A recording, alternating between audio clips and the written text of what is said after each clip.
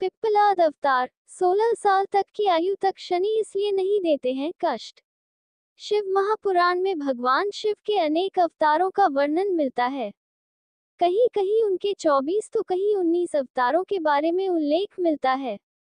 वृतासुर का वध करने के लिए महर्षि दधीचि की हड्डियों से ही इंद्र ने अपना वज्र बनाकर वृतासुर का वध किया था, क्योंकि दधीचि की हड्डियां शिव के तेज से युक्त और शक्तिशाली थी।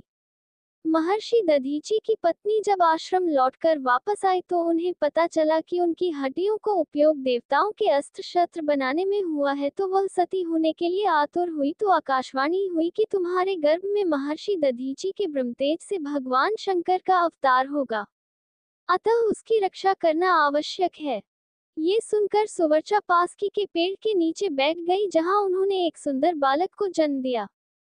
पीपल के पेड़ के नीचे जन्म होने के कारण ब्रह्मा जी ने उनका नाम पिप्पलाद रखा और सभी देवताओं ने उनके सभी संस्कार पूर्ण किए।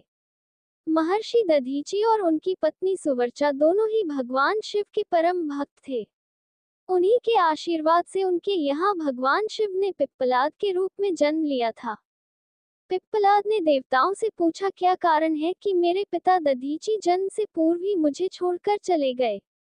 जन्म होते ही मेरी माता भी सती हो गई और बाल्यकाल में ही मैं अनाथ होकर कष्ट झेलने लगा।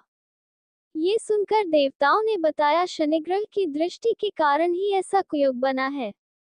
पिप्पलाद ये सुनकर बड़े क्रोधित हुए और कहने लगे कि यह शनि नवजात शिशुओं को भी नहीं छोड़ता है, उसे इतना अहंकार है। तब एक दिन उनका सामना शनि से हो गया तो महर्षि से अपने ब्रह्मदंड उठाया और उससे शनि पर प्रहार किया, जिससे शनिदेव ब्रह्मदंड का प्रहार नहीं सह सकते थे, इसलिए वे उससे डरकर भागने लगे।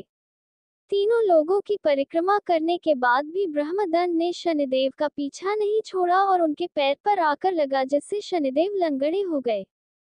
देवताओं ने पिप्पलाद मुनि से शनिदेव को क्षमा करने के लिए विनय किया, तब पिप्पलाद मुनि से शनिदेव को क्षमा को कर दिया।